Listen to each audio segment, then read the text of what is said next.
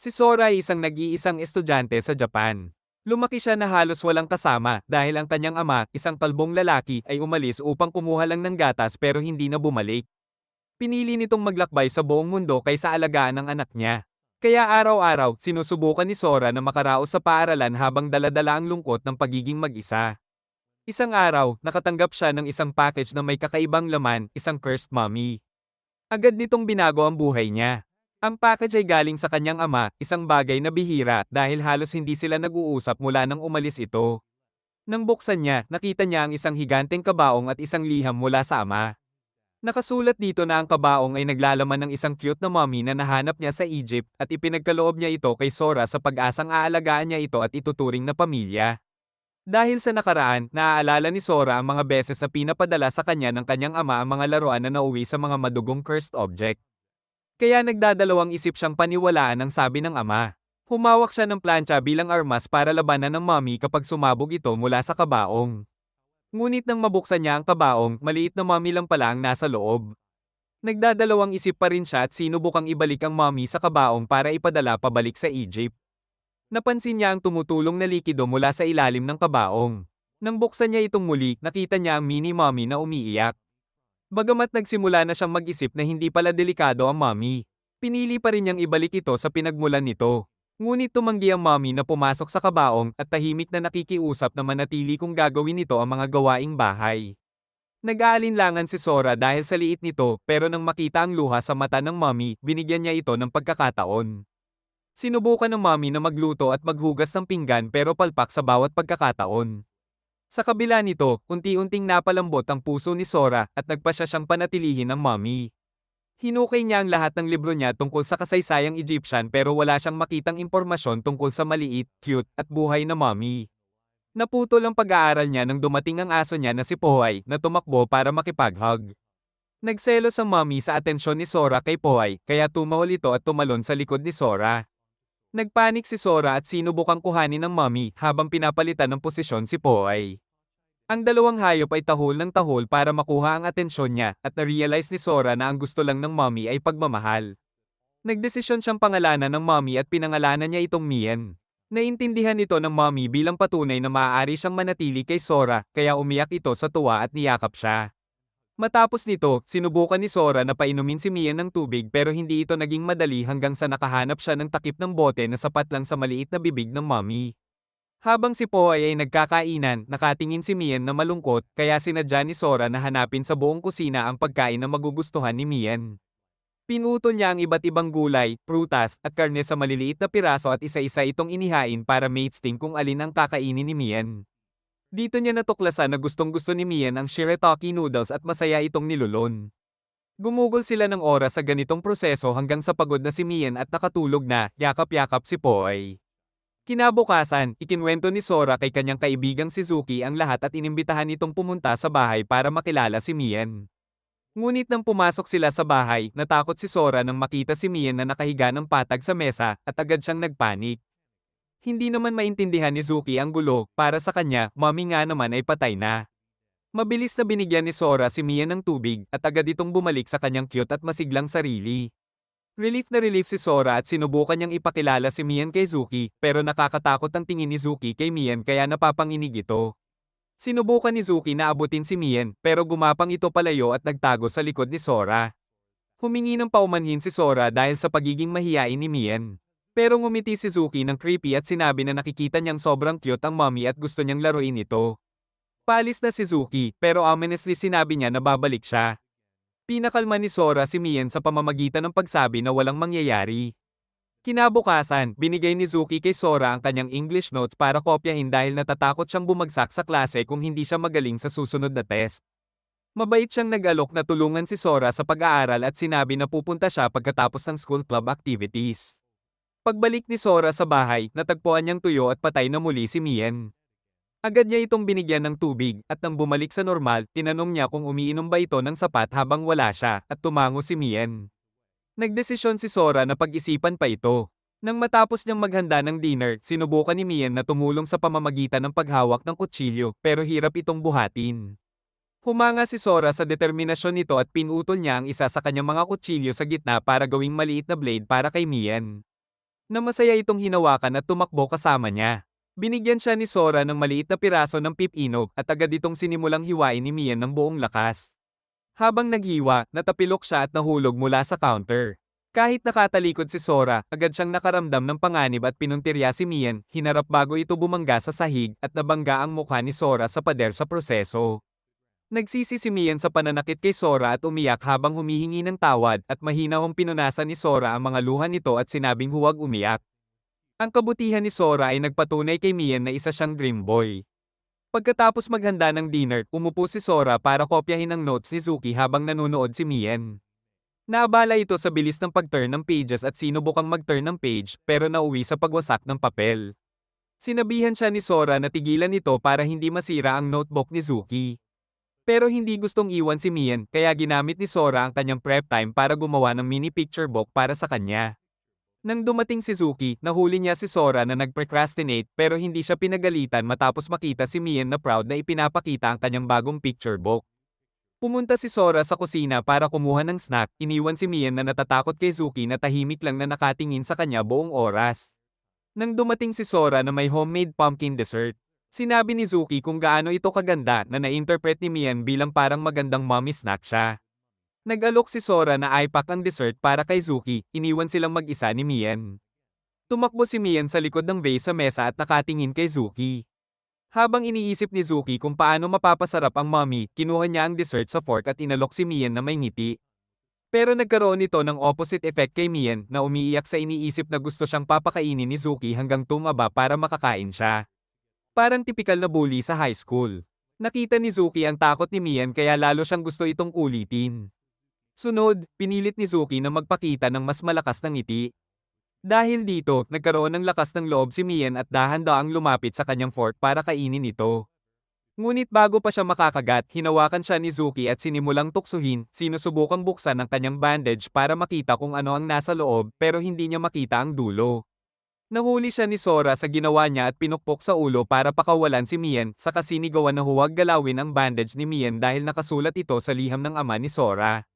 Sinabi niya na para sa kanya, ang bandage ni Mian ay parang balat sa tao, kaya hindi dapat ito binubuksan maliban kung gusto rin ni Zuki malaman kung ano ang mangyayari kapag binalatan ang isang tao. Natakot si Zuki sa sinabi nito at humingi ng paumanhin. Binigyan siya ni Sora ng isang piraso ng dog food at sinabi na gamitin ito para humingi ng tawad kay Mian. Medyo kinakabahan, humingi ng paumanhin si Zuki kay Mian sa nangyari kanina at inalok ang dog food. Naramdaman ni Mian ang taos-pusong intensyon niya, kaya tumakbo ito at kinuha ang dog food, pero hindi ito kinain at inilagay lang sa tabi. Hinawakan ni Mian ang daliri ni Zuki at nagsimulang idampi ang kanyang mukha dito na tuluyang napalambot ang puso ni Zuki. Sinabi niya kay Sora na sobrang cute ni Mian at hindi na niya maiisip na guluhin pa ito. Matapos ayos ang lahat, uminom si Zuki at Sora ng tsaa habang kumakain si Mian ng dog food. Sinabi ni Sora kay Zuki na natagpuan niya si Mian na tuyo ulit pagkatapos ng klase, kaya kailangan niya itong dalhin sa school kung mangyari muli. Natatawa si Zuki dahil akala niya biro lang pero napagtanto niyang seryoso talaga si Sora. Ilang araw pagkatapos, lihim na dinala ni Sora si Mian sa school. Sa klase, patuloy na sumisilip ang ulo ni Mian mula sa bag ni Sora dahil sa attachment issues niya. Pagkatapos ng klase, ipinaliwanag ni Sora kay Zuki na kailangan niyang dalhin si Mian dahil tuyo na ito 4 na araw sunod-sunod at wala pa rin siyang ideya kung bakit. Pinanggako ni Mian na magpapanggap siyang stuffed toy at hindi ipapakita sa ibang tao na buhay siya. Sa suhestyon ni Zuki, inilagay ni Sora si Mian sa loob ng kanyang desk para hindi aksidenteng matapakan, ngunit may cute na sneeze si Mian at napansin ito ni Moy, isang babae sa kanilang klase, na masayang nagtanong kay Sora tungkol sa kanyang mommy doll. Kinabahan si Sora at inilagay si Mian sa mesa para makita ni Moy, umaasang hindi narinig ang sneeze. Sa sumunod na segundo, sinabi ni Moy na hindi pa niya narinig ang isang sneezing stuffed toy at nagtanong kung ano pa ang kaya nitong gawin. Sinubukan ni Sora na ipaliwanag na siya ang nagdulot ng sneezing pero nauwi sa ubo. Sinimulang tuksuhin ni Moy si Mian dahil sobrang malambot nito pero alam ni Sora na hindi ito makakaya ng matagal kaya pinahinto niya siya at sinabi na pwede niya itong makuha kung gusto niya. Nagulat si Mian at Zuki pero naunawaan nila na balak ni Sora gumawa ng identical stuffed toys para kay Moy pagkatapos. Biglang pumasok si Moy sa silid kaya napilitang magpanggap na patay si Mian sa tabi ng iba pang mga dolls. Namangha siya sa linya ng mga laruan, pumili ng isa at umalis pagkatapos pasalamatan si Sora. Napahinga si Sora at Suki sa ginhawa, pero napagtanto nilang ang pinili ni Moy ay ang totoong Mien. Sinubukan nilang hanapin siya sa classroom, pero sa susunod na period, nasa field na ang klase. Pinanood nila ng mabuti si Moy para subukang makita si Mien, pero dahil hindi ito halata, hinala nilang nasa maliit na bag niya si Mien. Nagdesisyon si Sora na tapusin ang marathon ng pinakamabilis para agad niyang lapitan si Moy pagkatapos niyang tumawid sa finish line. Tumakbo siya papunta kay Moy at tinanong kung ano ang nasa bag. Binuksan ni Moy ang bag at inalok ang towel na nasa loob, kaya nakumpirma na wala si Mien doon. Samantala, naiwan si Mien sa locker ni Moha sa girls' changing room, kaya umiyak siya. Napansin niya ang butas sa kabilang pader at naisip na pwede siyang gumapang doon para makita si Sora at Zuki, at masaya silang makikita siya. Sinimulang bumaba si Mien gamit ang tulong ng manggas ng jacket, pero may pumasok na babae sa changing room para kunin ang nakalimutang towel. Nakatigil si Mien sa takot, pero nang makalabas ang babae, nagsimulang manginig si Mien at nawala ng hawak sa manggas, kaya nahulog siya. Tumingala siya sa kawalan ng butas, ngunit nagpakatapang at pumasok. Sa daan, natagpuan niya ang dead end, pero nagpatuloy siya sa pamamagitan ng pag-akyat sa pader at nakapasok sa isang vent. Nakasalubong niya ang daga na agresibo at sinimulang habulin siya. Tumakbo si Mien ng buong takot at sa huli ay nakalabas sa labas ng gusali. Habang nagkakaguluhan sina Sora at Zuki sa kanilang susunod na hakbang, narinig nila ang kaluskos sa mga palumpong sa gilid. Ang sumunod nilang nakita ay si Mien na tumatalon patungo kay Sora na may luha sa mata. Paglapag niya, tumakbo siya paikat sa paligid ni Sora habang hinahabol pa rin siya ng daga, pero nahuli ito ni Zuki gamit ang kanyang towel, kaya hawak na ni Sora si Mien. Biglang naalala ni Mien ang pangako niya kay Sora at nagpanggap siyang patay na parang stuffed toy, ngunit sinabi ni Sora na hindi na niya kailangang magpanggap. Labis na natuwa si Mien na makasama si Sora, kaya niyakap niya ang ilong nito at nagkaroon sila ng cute na bonding moment. Bago magsimula ang susunod na period, lumapit si Moy kay Sora at umiiyak na humingi ng paumanhin sa pagkawala ng mommy doll na ginawa niya para sa kanya noong unang araw. Ipinakita niya ang isa sa mga mommy dolls at sinabi na ayos lang dahil nahanap niya ito sa hallway floor. Relief na relief si Moy at niyakap ang kanyang cute na stuffed toy, sabay pasalamat kay Sora na may malaking ngiti. Kinabukasan, tinanong ni Sora si Mien kung gusto niyang pumasok ulit sa school o mas gugustuhin niyang manatili sa kanilang bahay. Maingat na pinag-isipan ni Mien ang mga pros at cons ng pagpunta sa Hellscape na school, at sa huli, nagdesisyon siyang wala nang makakatalo sa oras na makasama si Sora. Kinabukasan, lumabas sa kanyang kwarto ang aunt ni Sora na si Kid, na nagsisilbing guardian niya at nakatira sa kanila, pero matagal na nakukulong sa sobrang dami ng trabaho. Agad siyang sinalubong ni Pai na tumalon sa kanyang mga braso. Habang hinahaplos niya ito, napansin niya ang bukas na lunchbox sa mesa. Humanga siya sa cute na itsura nito. Pero napansin niyang laman lang nito ay isang hiwa ng mansanas, kaunting shirataki noodles, at ilang piraso ng dog food. Labis siyang nagulat at nang pumasok si Sora sa kwarto, sinimulang humagulgol at umalag kay Sora habang sinasabi na dapat sinabi niya kung kulang siya sa pera at hindi dapat sobra ang pag-iingat sa gastos na kakainin pa niya ang dog food.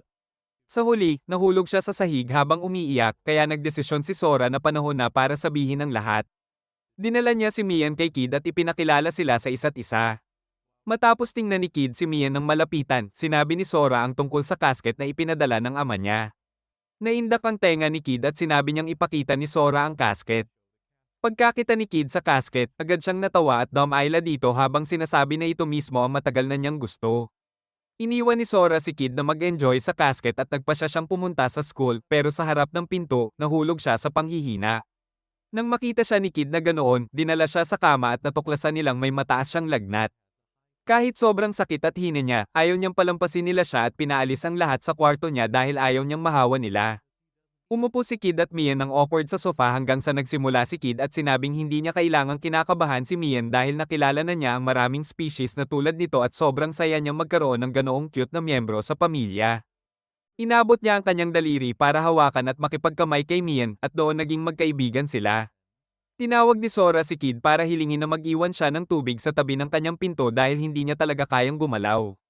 Natakot si Kid at sinubukang pumasok pero ipinwesto ni Sora ang katawan niya sa pinto para pigilan siya. Hindi pumayag si Kid at pumasok sa kwarto sa pamamagitan ng bintana, suot ang gas mask at may dalang Mien sa kanyang balikat na may band-aid bilang mask. Binigyan niya si Sora ng puno ng bote ng tubig at gusto sanang ilagay ang basang tuwalya sa ulo niya pero pinaalis siya ni Sora bago niya magawa yon. Nag-ayos sila ng konti hanggang sa nagdesisyon si Kid na gumawa ng lugaw para kay Sora. Inilapag niya si Mian kay Pai at sinabi na magpahinga doon gamit ang panyo ni Sora. Habang pinapanood ni Mian si Kid sa kusina, naalala niya ang mahal niyang si Sora at umiyak. Nang muli siyang tiningnan ni Kid, natagpuan siyang natuyo at parang patay. Sumigaw siya para tawagin si Sora at nang dumating ito, ipinakita niya si Mian at sinabi na ganoon niya siya natagpuan. Kahit na pinainom niya ng tubig si Mian para mapunan ng nawalang likido, hindi pa rin siya gumaling at ayaw bitawan ng panyo. Narealize ni Sora na ang dahilan kung bakit natutuyo si Mian araw-araw ay hindi dahil kulang sa tubig, kundi dahil umiiyak ito sa kalungkutan tuwing umaalis siya sa school. Ang cute na eksenang ito ay sobrang napalambot sa puso ni Sora kaya nahimatay muli habang niyayakap si Mian. Dinala siya ni Kid pabalik sa kwarto, nilagay ang basang tuwalya sa noo para tulungan ang lagnat at pinahintulutang manatili si Mian sa tabi niya. Pagkatapos, bumisita si Suki kay Sora na may tray ng pagkain at gamot. Sinabi niya na agad siyang pumunta nang marinig mula kay Kid at ngayon ay nakulong naman si Kid sa kanyang kwarto dahil sa mahalagang trabaho. Hiningi ni Sora na pakainin muna ni Suki si Pai at Mian bago siya umalis na ikinabahala ni Suki dahil paano siya makakapag-alala sa iba habang sobrang sakit niya. Pagdating ng gabi, nagkaroon si Sora ng matinding ubo na nagising kay Mian. Naalala niya si Kid na isinusubo ang basang tuwalya sa tubig at inilalagay sa noo, kaya sinubukan niyang hilahin ang tuwalya, pero nahulog siya sa gilid ng kama. Umakyat siya sa mesa at tumalon sa mangkok ng tubig para mabasa. Nang bumalik ang kanyang katawan sa normal na laki, gumapang siya sa noo ni Sora na agad nagbigay ng ginhawa. Ginawa ni Mian ito buong gabi para siguraduhing makakatulog ng maayos si Sora. Kinabukasan, nagising si Sora na ganap ng gumaling at balik sa kanyang normal at masiglang sarili. Masayang binati ni Mian si Sora, pero biglang bumahing siya na nagpakita na may sakit na siya. Tinawagan ni Sora si Suki para ipaalam na hindi muna siya papasok sa school dahil kailangan niyang alagaan si Mian. Pinayuhan siya ni Suki na huwag mag-overexert para hindi muling magkasakit. Pagkatapos ng tawag, binalot ni Sora si Mian ng panyaw habang nanginginig ito pero itinuro ni Mian ang labas. Sinabi ni Sora na delikado dahil sobrang lamig pero paulit-ulit na humihiling si Mian na lumabas na para bang desperado. Sa huli, pumayag si Sora at dinala siya sa labas, binalot ng scarf at sombrero. Pagbitaw niya kay Mian, agad itong tumakbo at sinimulang hukayin ang lupa pero hindi masyadong nagtagumpay dahil sa liit at hina niya. Hindi alam ni Sora kung ano ang ginagawa ni Mian. Pero nagdesisyon siyang tulungan ito at kumuha ng pala. Bago pa man, dumating si Pohoy at mabilis na naghukay. Habang naghihukay, tumakbo si Mian papunta sa hukay, tinanggal ang scarf at sombrero, inayos ang hukay para maging maayos at masikip at sumisid sa loob. Naguluhan at nag-alala si Sora pero nagpasya siyang hintayin na lumabas si Mian sa sarili niyang oras. Habang naghihintay, binasa niya ang liham ng kanyang ama para sa paliwanag pero wala siyang nahanap.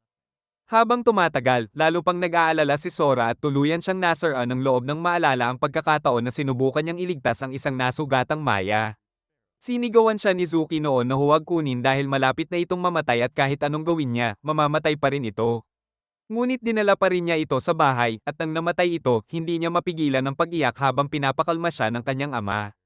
Ngayon, puno siya ng panghihinayang dahil pinayagan niyang manatili si Mian kahit may sakit na nag-assume siya na hindi ito mahahawa dahil mommy ito at natatakot siyang baka mamatay si Mian dahil sa pagkakamaling iyon. Biglang lumabas si Mian sa hukay sa kalagitnaan ng breakdown ni Sora at agad siyang tumakbo para suriin ito. Narinig niya ang kumakalam na tiyan ni Mian kaya dinala niya ito sa loob at binigyan ng pagkain at tubig. Habang pinapanood siyang kumain ng cute, nakatiyak si Sora na maayos si Mian.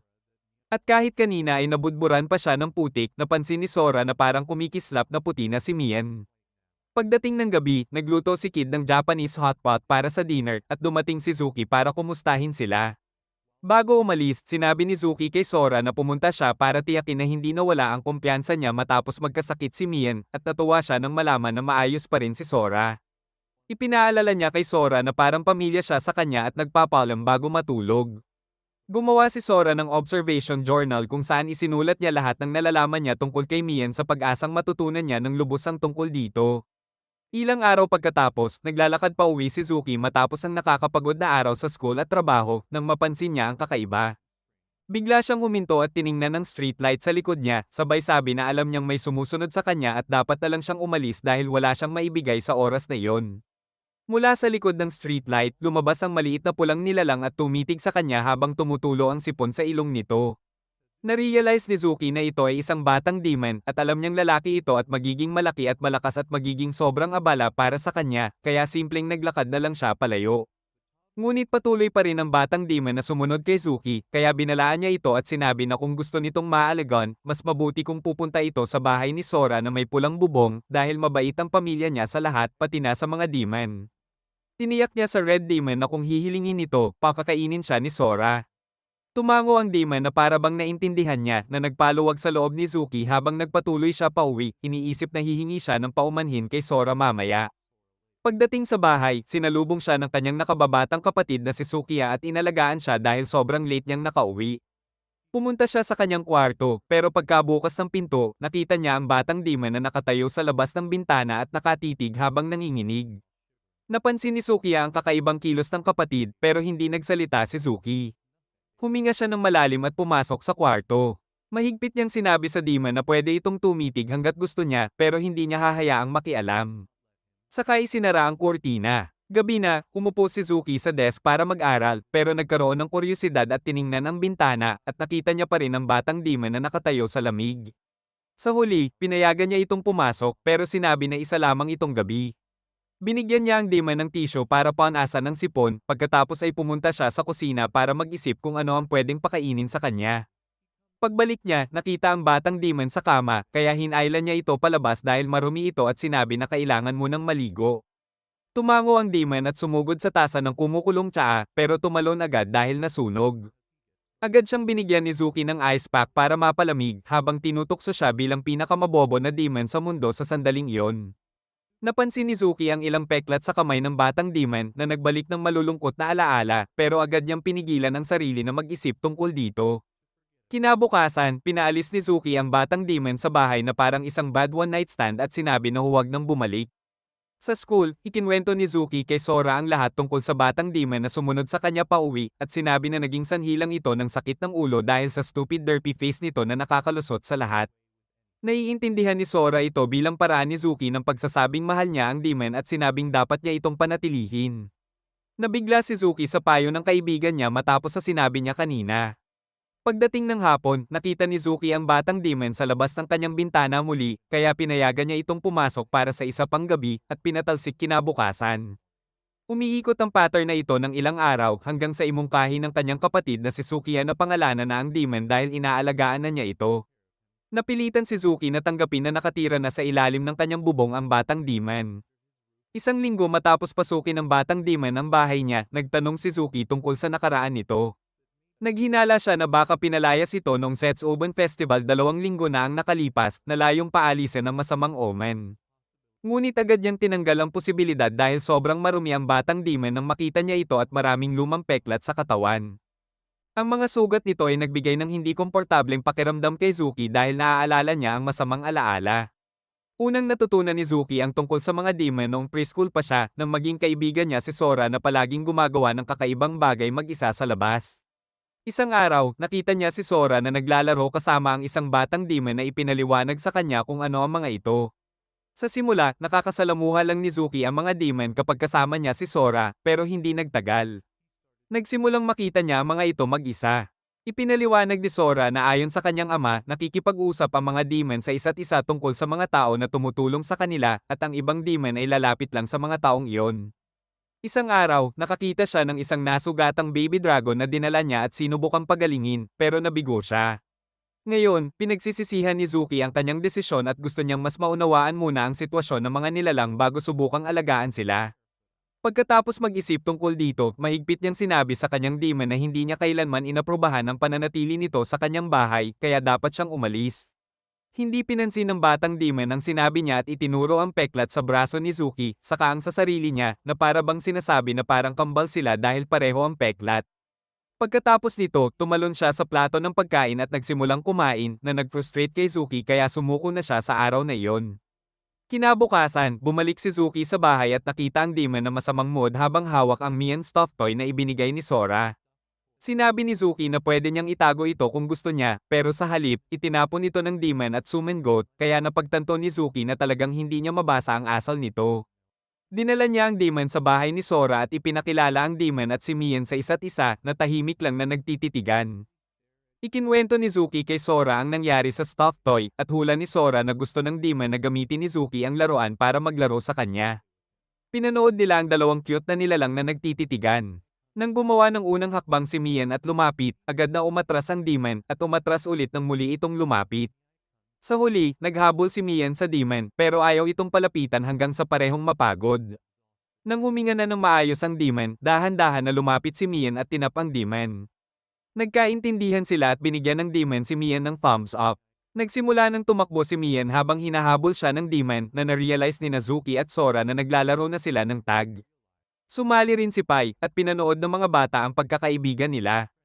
Tinanong ni Sora si Zuki kung ano ang pangalan niya ibibigay sa demon. Magsasabi sana si Zuki na hindi na kailangan pero napigilan siya nang mapansin niyang nakatingin ang demon sa kanya. Napaluhod siya sa puppy dog eyes nito at nagdesisyon na pangalanan siyang Connie bilang pagdiriwang ng sandali. Nag-organisa si Sora ng hand-rolled sushi session kung saan dapat mag-bond ang lahat habang gumagawa ng sushi. Eksperto si Sora, halos nagiging artwork ang sushi niya habang nahirapan si Zuki at Connie sa simula. Matapos ang tulong ni Sora, nakagawa si Connie ng kumpletong sushi roll na ipinakita niya ng proud kay Zuki at bigla itong isinubo sa kanyang bibig. Nainis si Zuki, pero ipinunto ni Sora na iniligtas ni Connie ang pinakamahusay niyang role para ibigay sa kanya, kaya nagpasalamat si Zuki sa huli.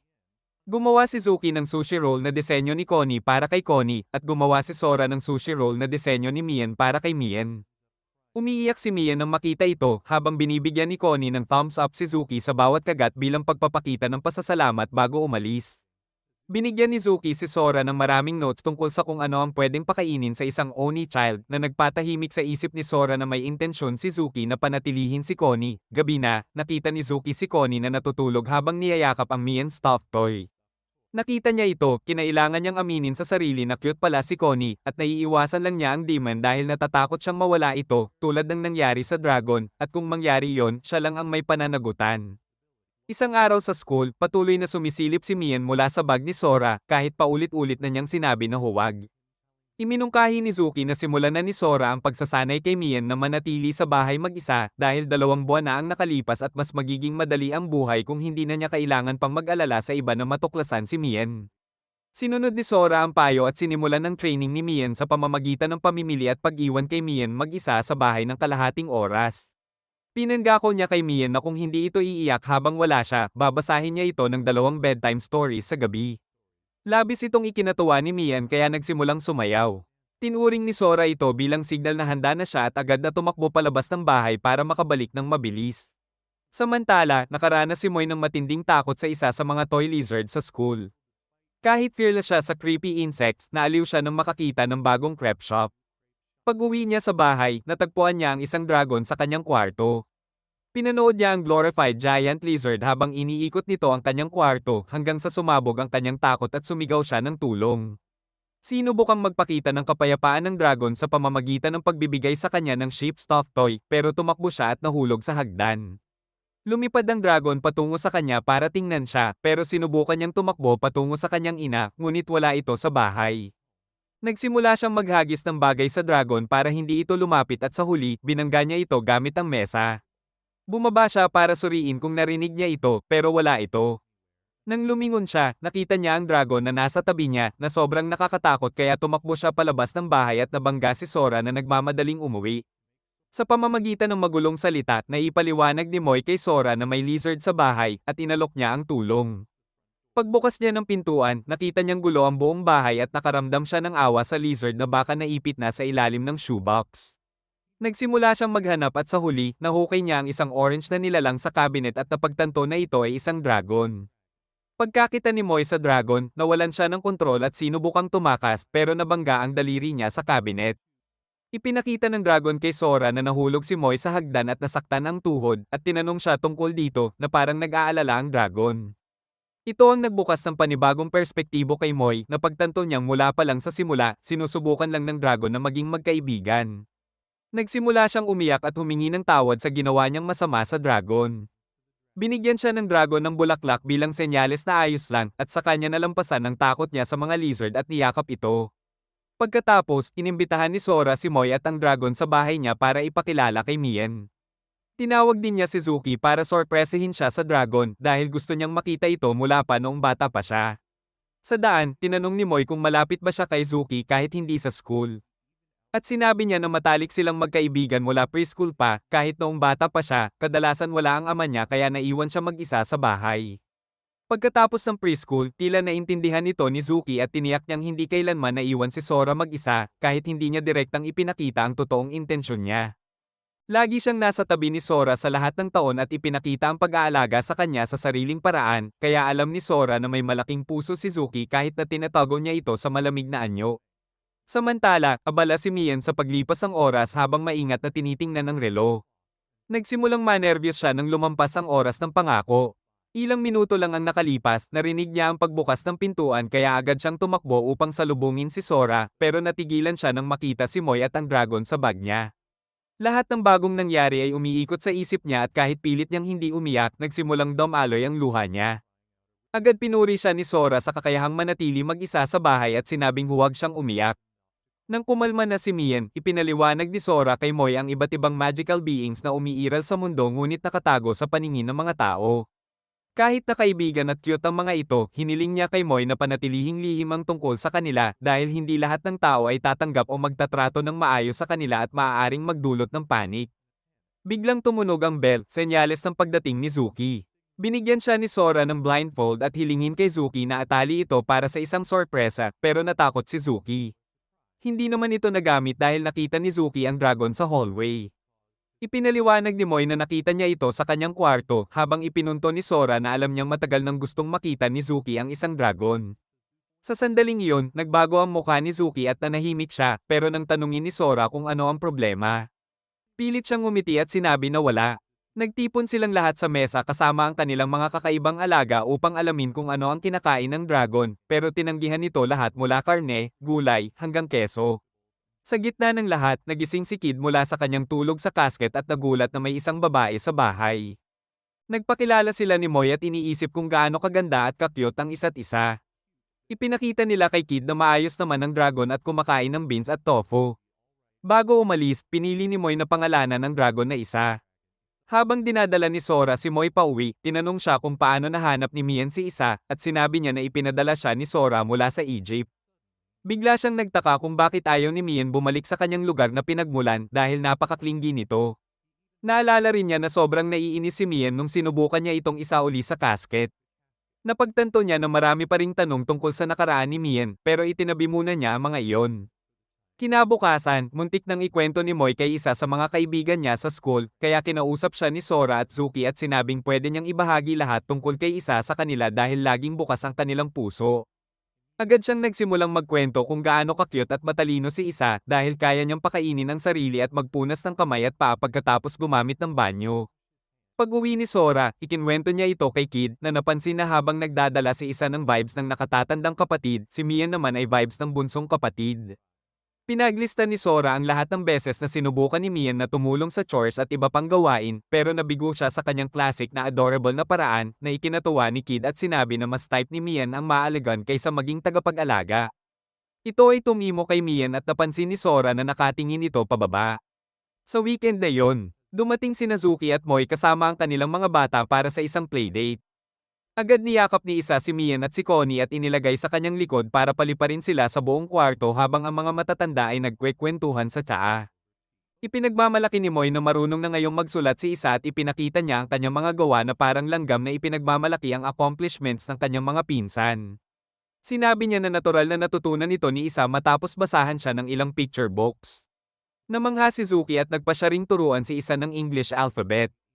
Ilang oras lang ang nakalipas, nagawa ni isa na isulat ang sarili niyang pangalan sa English na pinuri ni Zuki at sinabi na mas magaling na ito kaysa kay Thomas Sora. Habang humahanga sila sa talino ni isa, nagtipon si Mian at Connie sa isang sulok at natutunan kung paano magsulat sa Japanese mula kay isa. Lumapit si Mian kay Sora na may nakatiklop na sulat at iniabot ito ng kinakabahan. Binuksan ni Sora ito at nakita ang nakasulat na Always Together, sapat na para mapaluha ang isang matanda. Lumapit naman si Connie kay Zuki at iniabot ang kanyang sulat na nagsasabing how you like that, sabay tukso ni Kazuki, pero binugbog siya ni Connie, na ikinagulat ni Sora at Moy hanggang sa ma-realize nila na ito pala ang paraan ng dalawang bata na ipakita ang pagmamahal sa isa't isa. Pagkatapos ng tanghalian, tinulungan ni Moy si Sora sa hugas kalan, pero napansin nilang wala silang sabon. Tiningnan ni Sora ang cabinet para sa refill, pero sa halip, may nakita siyang sulat na nagsasabing food was delicious, na inamin ni isa na siya ang sumulat. Nakakita si Zuki ng isa pa sa ilalim ng mesa na nagsasabing make sushi next time, na gawa naman ni Kon. Napagtanto nila na sobrang excited ang mga bata matapos matutunan ang pagsulat ng mga letre kaya gumawa sila ng maraming notes at nagtago sa buong bahay. Naghiwalay ang tatlo para sa treasure hunt at sa huli, nakalap nila ang 12 dosenang maliliit na sulat sa buong bahay. Habang nagtitipon sila sa bakuran, napansin ni Moy si Connie na naglalaro sa hardin ni Sora. Agad siyang pinagsabihan ni Sora na huwag hawakan ng halaman sa tabi niya, na syempre, dahil sa pagiging malikot ni Connie, inilagay niya ang kanyang mga kamay sa halaman at hinayla ito mula sa lupa. Pagkagaling ng halaman, sumigaw ito ng malakas at hindi tumigil hanggang sa tinapunan ito ni Sora para patigilin ang sigaw. Ipinaliwanag niya na ito ay isang mandrake na ipinadala sa kanya ng kanyang ama matagal na panahon, at ang sigaw nito ay kayang patulala ang tao sa loob ng 5 segundo at pwede pang makamatay kung matagal itong marinig. Tinanong ni Moy kung bakit siya nagtatanim ng ganitong delikadong bagay sa backyard, at sinabi ni Sora na ginagamit ito ni Kid, na natutulog na parang patay, bilang alarm clock. Biglang nagsimulang gumulong ang mandrake at bago pa nahuli ni Sora, nakatakas ito palabas ng bahay. Sinubukan nilang habulin, pero tumalon ito sa ilog at dumaloy kasama ang agos. Hinabol nila sa gilid ng ilog habang sinusubukan ni Mian at Connie na tumulong, pero nabigo gaya ng dati. Sa panahong iyon, may natanggal ng bahagi ng bandage ng mandrake. Kaya kailangan nilang kumilos agad. Dumating si isa sa tamang panahon, lumipad siya sa ilog, kinuha ang mandrake at dinala pabalik sa kanila. Pinapurihan nila si isa ng sobra na ikinagalit ni Connie kaya binugbog niya si Zuki habang tahimik na humiwalay si Mian at nagtago sa hoodie ni Sora. Pagbalik nila sa bahay ni Sora, napansin niyang tila malungkot pa rin si Mian. Sa sandaling iyon, bumahing si Connie, kaya tumayo si Mian para takpan si Connie ng kumot at punasan ang sipon niya. Nang makita ito, napagtanto ni Sora na nasasaktan si Mian simula pa noong tinitroll siya nila ni Kid na parang baby na kailangang alagaan. Hindi niya ito napansin noon, pero unti-unti nang lumalaki si Mian. Hinaplos niya ang ulo ni Mian at tinawag itong good boy na agad nagpasigla sa mommy. Ilang araw pagkatapos, nabangga ni Sora ang isang estudyante sa hallway na mukhang miserableng miserables at bumagsak sa kanya. Hindi nagising ang lalaki, kaya dinala siya ni Sora sa rooftop kung saan naghihintay sina Mian, Zuki, at Moy para mag-lunch. Pag-akyat niya sa hagdan, wala na siyang lakas para hawakan ng lalaki, kaya pumasok si Moy at pinasan siya, na ikinagulat ni Zuki sa lakas ng dalawa. Pagkapwesto nila sa lupa, ipinaliwanag ni Sora na ang sleeping weirdo na ito ay banned sa school clinic dahil nakasira siya ng property ng paaralan. Dahil wala siyang mapuntahan, dinala siya ni Sora rito. Naalala ni Zuki ang sinabi ni Suzuki tungkol sa isang delinquent sa kanilang batch na naging baliw sa nurse's office at hindi na bumalik sa normal mula noon. Bigla, nagsimulang gumulong at umiyak sa kanyang tulog ang lalaki, kaya inisip ni Moy na silipin siya. Sumigaw siya na lumayo, at bumangon para suntukin siya, pero sa kabutihang palad, itinulak siya ni Sora palayo at sinigurado na ligtas siya. Tiningnan ni Sora ang lalaki at napansin na dumudugo ang kamay niya mula sa suntok kanina. Kaya tumakbo siya para tulungan siya. Pero itulak siya pabalik ng lalaki at sinabi na huwag siyang pakialaman. Naiinis si Zuki at hinarap ang lalaki, hinihingi ang paliwanag sa kanyang asal. Sinubukang takutin ng lalaki si Zuki, pero nanatili ito sa pwesto at pinakita ang nakakatakot na glare. Pumasok si Sora para pakalmayan ang sitwasyon, pero umatras na lang ang lalaki sa sarili. Kahit sino pa, hindi makikipag-usap sa lalaki na iyon muli sa normal na sitwasyon. Pumunta si Sora sa classroom ng lalaki para silipin ulit.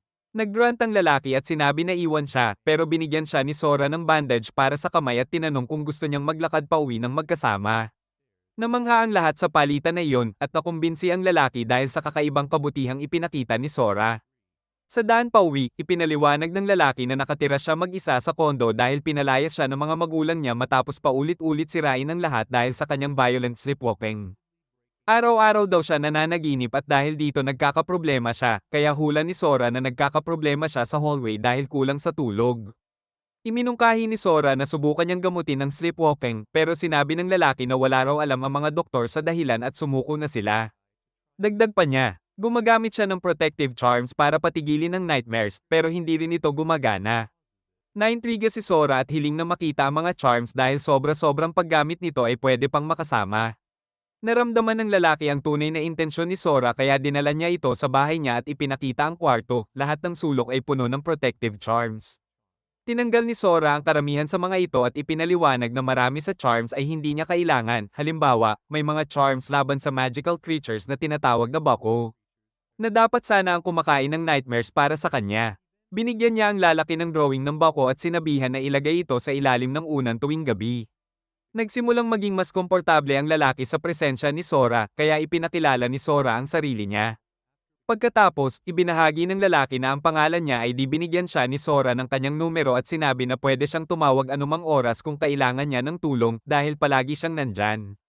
Pagdating ng gabi, inilagay ni Dee ang drawing ng Bako sa ilalim ng unan at naisip kung gaano kabuti si Sora. Naramdaman niya ang guilt sa halos pananakit kay Moy at nagpa siya na humingi ng maayos na tawad kay Sora at sa kanyang mga kaibigan. Sa wakas, nakatulog siya ng mahimbing at hindi nagising ng ilang oras na ikinagulat niya dahil matagal na siyang hindi nakakatulog ng ganito.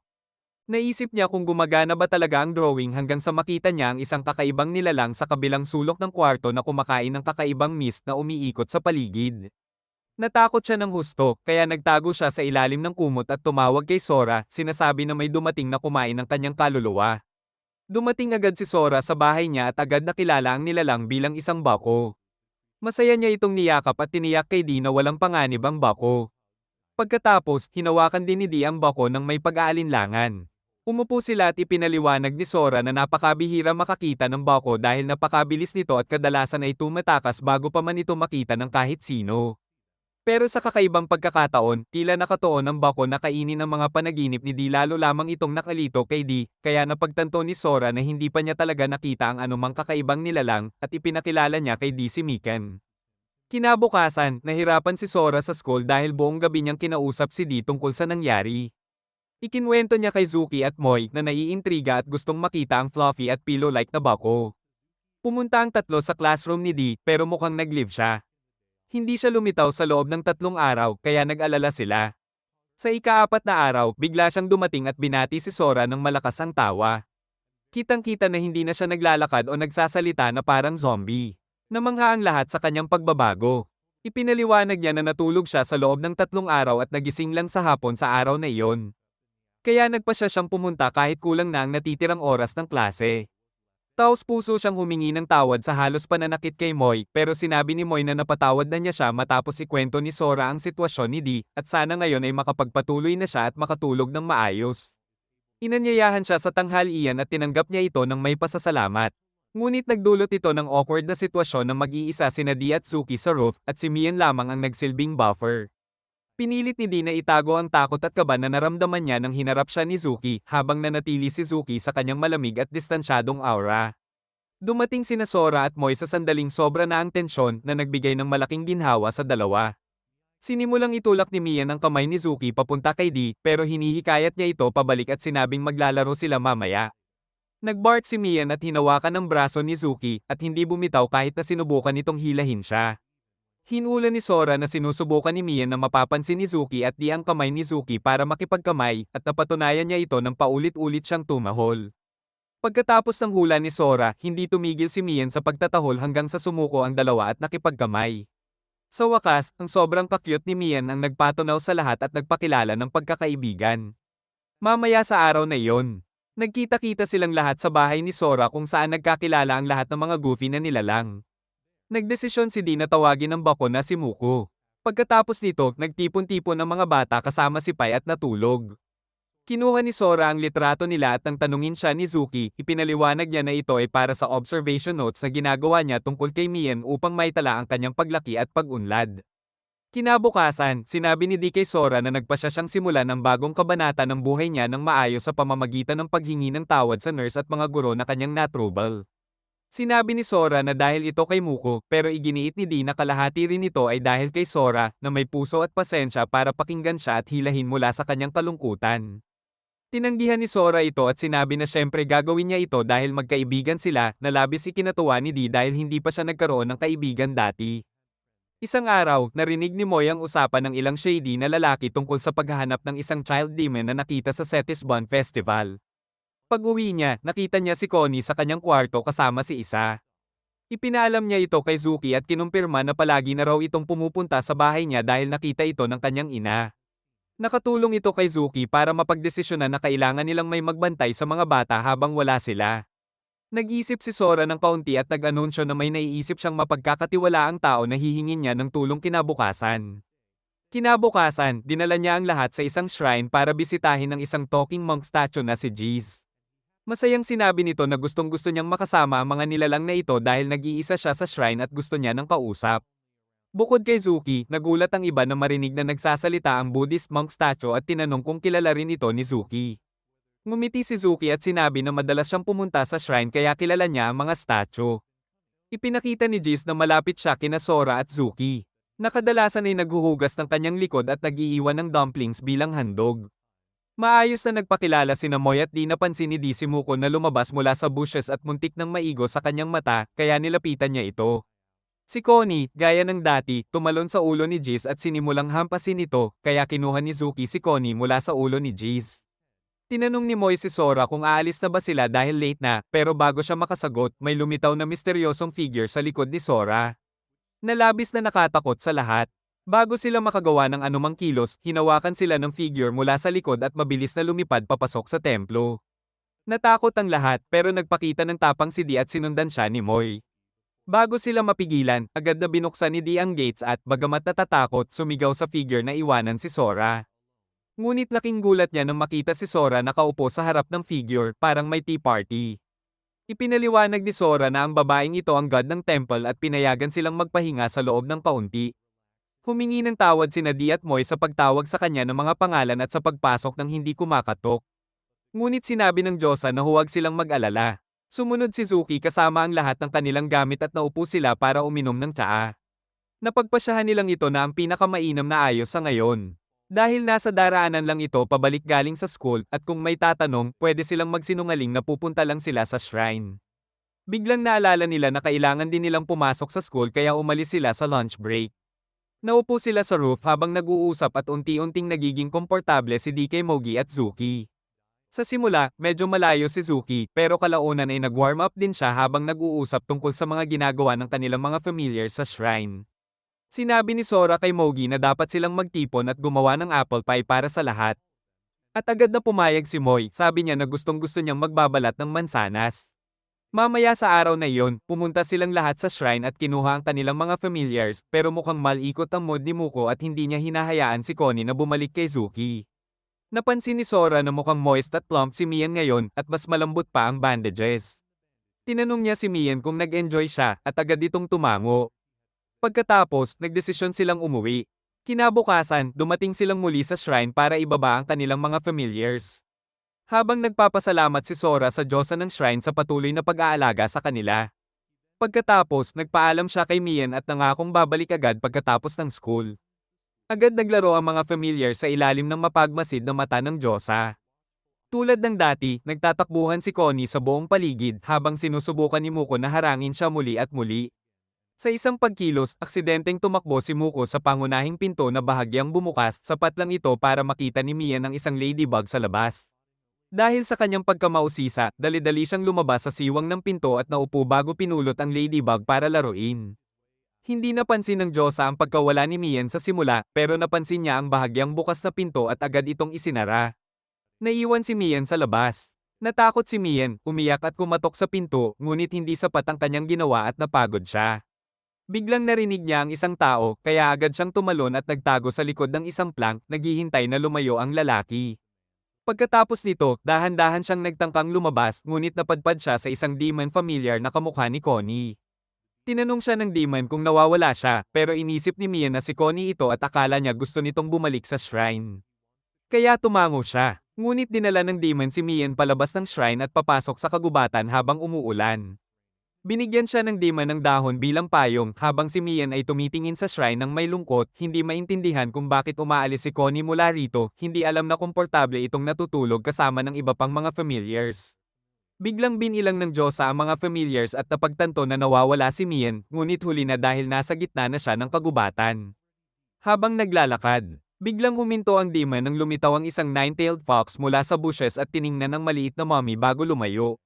Muling naging alerto si Mian, maingat sa paligid at handang tumugon sa kanyang kapaligiran. Habang nakikita niya ang maraming mahiwagang nilalang at espiritu na naglalaho at nagpapakita sa ilalim ng malakas na ulan, habang hinahanap ng Diyos ang lugar ni Mian, dinala siya ng demon ng malalim sa kagubatan at sa loob ng isang puno na siyang bahay ng demon. Kinuha niya ang isang tuwalya at hinugasan si Mian habang siya naman ay nagbalik ng pabor. Sinabi ng demon kay Mian na dapat siyang manatili roon hanggang humupa ang ulan, ngunit hindi naintindihan ni Mian at inisip niyang sinasabi ng demon na hindi na siya makakabalik. Nagsimula siyang umiyak na ikinabahala ng demon, kaya mabilis siyang kumuha ng kumikislap na kabute para patahimikin si Mian. Unti-unti ring naunawaan ng demon na nagkaroon lang ng hindi pagkakaintindihan, hindi nawawala si Mian, gusto lang niya talagang makabalik sa shrine. Sinabi niya sa mommy na huwag mag-alala at dadalhin niya ito pabalik sa shrine pagkatapos ng ulan. Samantala, labis na nag-aalala si Jis at ang Diyosa tungkol sa nawawalang mommy habang hinahanap nila si Mian sa buong shrine. Nalungkot ang Diyosa at napaiyak, ngunit biglang narinig niya ang isang tunog at lumingon upang makita si Mian na tumatakbo papalapit sa kanya. Agad niya itong niyakap ng mahigpit at punong-puno ng pagmamahal, habang ang demon ay nagpapaalam sa kanyang bagong kaibigan at bumalik sa kagubatan. Mamayang gabi, ikinwento ng Diyosa kay Sora ang nangyari sa araw na iyon at tinanong niya si Mian kung nagkaroon siya ng pagkakataon na pasalamatan ang demon, ngunit ngumiti lang si Mian at umiling ng dismay. Sa gabi rin, nag-iwan si Mian ng maliit na liham sa tabi ng shrine na natagpuan ng demon habang natutulog si Mian kasama si Sora. Matapos maligo si Tazuki, biglang pumasok ang kanyang kapatid sa kwarto niya, umiiyak at nagrereklamo na muling kinain ni Connie ang kanyang cake. Nagulat siya, ngunit sinabi ng kapatid na ito na ang ikasyam na beses na ginawa ito ni Connie. Nangako si Tazuki na aayusin niya ang sitwasyon at sinabi kay Connie na hindi siya pwedeng gumawa ng ganyang kalokohan habang nasa bahay niya at dapat igalang ang mga miyembro ng pamilya, kung hindi ay hindi siya welcome. Hindi naman nagpakita ng pakialam si Connie at simpleng natulog muli habang si Tazuki ay huminga ng malalim at natulog rin. Kinabukasan, nang magising siya, napansin niyang may kakaiba at lumingon upang makita na nawawala si Connie sa kanyang karaniwang lugar. Mamayang hapon, nagkita ang magkakaibigan sa roof para mag-lunch habang ipinakita ni Dee ang liham na ginawa ni Muko para sa kanya. Natatawa si Sora at sinasabing natututo ang lahat ng familiars kung paano sumulat ng maliliit na letra at nag-e-enjoy sa crayons, ngunit si Isao ay hindi makasulat ng letra ngunit mahusay sa pagguhit ng mga bagay tulad ng mansanas. Napansin ni Sora na medyo malungkot si Tazuki at tinanong kung ayos lang siya dahil hindi niya rin dinala si Connie sa shrine ngayon. Sumagot si Tazuki na umalis si Connie ng bahay mula pa umaga at ginagawa ang gusto niya, kaya hindi niya ito nadala. Mamayang gabi, nang bumalik si Tazuki galing school, tumakbo ang kanyang kapatid mula sa kusina at sinalubong siya, ipinakita ang isang plato ng sushi at sinabing ito ay para kay Connie bilang paghingi ng tawad sa pagsigaw kahapon. Medyo nag-alala si Tazuki dahil hindi nakakaligtaan ni Connie ang pagkain niya, lalo na kapag sushi ang ginawa ng kapatid niya. Pumunta siya sa taas at sinubukang mag-focus sa pag-aaral.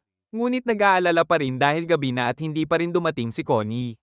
Naalala niya kung paano niya dati sinusubukang paalisin ang demon, ngunit palaging nakakaabalik si Connie sa kanya. Naisip niya kung baka nasabi niya ng sobra kahapon at nasaktan si Connie sa kanyang mga salita. Kinabukasan, napansin ni Sora na hindi parang sarili ni Tazuki dahil malalabo ang kanyang mga mata at mukhang hindi siya nakatulog kagabi. Tinanong niya kung ayos lang ba, ngunit itinanggi ni Tazuki at sinabing okay lang.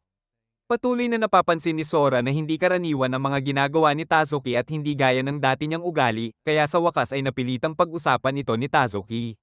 Nalaman niya na hindi pa bumabalik si Connie sa bahay. Tinanong ni Sora kung hinanap niya ang demon, ngunit sinabi ni Tazuki na huli na ang gabi noon. Sinabi ni Sora na kailangan nilang hanapin siya, ngunit sinabi ni Tazuki na hayaan na lang dahil sariling desisyon ni Connie ang umalis at kung babalik man siya, gagawin niya ito sa sarili niyang oras. Mamayang hapon, matapos ang klase, dali-dali si Moy kay Tazuki nang malaman ng pagkawala ni Connie at nag-aalala kung baka nawala siya. Sinabi ni Sora kay Tazuki na gusto niyang hanapin siya at sinabi ni Moy na sasama siya. Bago makasagot si Tazuki, dumating si Dee at tinanong kung nahanap na ba nila si Connie. Sinabi ni Tazuki na hayaan na lang nila dahil hindi nila naiintindihan kung paano kumikilos si Connie at iniwan ng silid-aralan. Habang naglalakad pababa ng hagdan si Tazuki, nagkaroon siya ng mga flashback noong isinagip niya ang maliit na dragon familiar at tumatakbo mula sa mga gumagala na gustong saktan siya. Bumalik siya sa realidad ng may dumaan na tao at napagtanto na kailangan niyang hanapin ang maliit na demon. Samantala, bumisita sina Sora at ang iba sa shrine at tinanong ang ibang familiars kung nakita nila si Connie. Ngunit lahat ay umiling. Nagdesisyon silang maghiwa-hiwalay upang hanapin ang maliit na demon.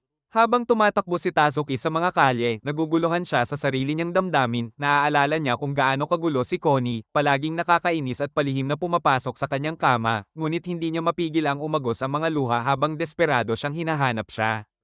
Biglang nakita ni Sora si Tazuki at tinanong kung ayos lang siya. Nang makita nila ang isang maliit na demon sa ibabaw ng bubong, dali-dali silang naghabol. Sinabi ni Tazuki na itigil ito, ngunit hindi tumigil ang demon at patuloy na tumatalon sa ibabaw ng mga gusali at puno. Nawala ng tanaw si Tazuki, ngunit sinabi niya kay Sora kung anong direksyon ang tinahak ng demon habang siya naman ay nanatili sa lugar, hindi makontrol ang kanyang damdamin. Napatingin siya sa isang lumang lote na binibenta at napunta doon upang makita si Connie na natigil sa isang butas sa pader. Napahinga siya ng malalim at hinayla si Connie palabas. Samantala, hinabol ni Sora ang ibang demon ngunit nalaman niyang hindi ito si Connie, kaya agad siyang bumalik at humingi ng paumanhin kay Tazuki sa kanyang pagkakamali. Nang dumating si Nadi at Mogi na may dala ng pantalon ni Connie na nahanap nila sa ilog, nagsimula silang umiyak sa takot sa posibleng masama, ngunit sinabing ni Sora na hahanapin nila si Connie kahit ano paman. Pagkatapos ay nagpunta silang lahat sa shrine upang kunin ang iba pang familiars. At pagkatapos noon, pauwi na sina Tazuki at Connie. Sa daan, nagbukas si Tazuki kay Connie tungkol sa kanyang mga insecurities at damdamin, at sinabi na welcome siya sa kanyang bahay dahil pamilya sila. Nagbalik sa alaala ni Connie ang mga lumang karanasan kung saan palagi niyang hinahangad ang init at pag-aaruga ng isang tao, kaya nagsimula siyang umiyak ng walang tigil. Kinabukasan, medyo maulap at tuloy-tuloy ang ulan. Pag-uwi ni Sora galing school, may natagpo ang misteryosong package sa harap ng bahay.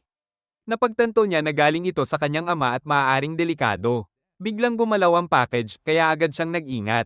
Biglang tumunog ang doorbell, si Tazuki yon. Sinabihan ni Sora na bumalik na lang siya mamaya, pero dumiretso si Tazuki sa garden at pinilit si Sora na buksan ang pinto. Pumasok siya habang hinahawakan ni Sora ang isang bat at kasama ang mga familiars na kinuha rin ng kahit anong pwedeng gawing sandata. Sinabi ni Sora kay Tazuki na dalhin muna ang mga familiars at si Pai sa labas bago niya buksan ang kahon, baka delikado. Lumabas naman si Tazuki, at sinara ni Sora ang pinto. Biglang bumagsak ang seal of the box at lumitaw ang isang estatwa mula sa loob. Ipinakilala nito ang sarili bilang Anubis, ang Egyptian god. Nagdadalawang isip si Sora at tinanong kung susubukan ba siyang patayin o sampain. Pero sinabi ni Anubis na wala siyang masamang intensyon. Sa katunayan, si Sora pa ang may hawak ng bat. Tumawa si Sora, inilapag ang bat at binuksan ng pinto para makapasok si Tazuki. Ipinaliwanag ni Anubis na matagal siyang nakulong sa isang Egyptian gift shop pero kamakailan lang, binili siya ng ama ni Sora at ipinadala sa kanya, nakakainis lang dahil hindi niya natano ang dagat noon. Habang nag-uusap sila, napunta si Tazuki sa tabi at nakakita ng ilang liham at isang bag ng buhangin mula sa loob ng kahon. Agad siyang pinigilan ni Sora na buksan ito, baka may scorpions. Suot ang gloves, maingat niyang binuksan ang bag at inilagay ang buhangin sa isang lalagyan, pero ordinaryong buhangin lang pala ito galing Egypt. Masaya si Mika na agad tumalon sa buhangin para maglaro. Biglang may kumatok ulit sa pinto. Dumating si Nadi at Moy para makipaglaro rin sa mga familiars. Nakilala nila si Anubis habang hinayla siya ni Pai sa isang cart at nag-usap-usap silang lahat. Biglang nahikap si Sora. Nagbiro si Tazuki na kapag nakahikap ka ng 100 beses, mamamatay ka. Natakot si Maiken at nalungkot. Sabi ni Moy, ang pinakamabisang paraan para mawala ang hiccups ay ang matakot. Dahil dito, gumawa ng plano si Maiken. Lumapit siya kay Sora habang unti-unting tinatanggal ang mga bandages niya. Natakot si Sora dahil ang tanging sinabi ng ama sa liham ay huwag hayaang matanggal ang mga bandages ng mommy. Nagmadali siyang habulin si Maiken pero sinalubong siya ng ibang familiars at natabunan ang daan. Tumakbo rin si Maiken sa ibabaw ni Pai. Lahat ay nagtipon para hulihin siya. Pagkaraan ng ilang sandali, huminto si Maiken at inamin na biro lang iyon. Mukhang gumana, nawala na ang hiccups ni Sora. Tumawa si Tazuki at sinabi kay Maiken na hindi naman talaga namamatay sa hiccups. Nagulat si Sora nang agad na ibinalot ni Maiken ang bandages pabalik sa kanya at niyakap siya habang nag-snuggle. Umalis na ang iba dahil gabi na. Pagdating ng gabi, bumalik si Kid at nakipagkita kay Anubis. Medyo nagulat siya na wala namang delikadong padala ang kanyang kapatid ngayong pagkakataon. Habang nagkakasama, tumakbo si Mikan kay Sora at niyakap siya. Nangako si Sora na mas marami pa silang adventures kasama ang kanilang mga kaibigan.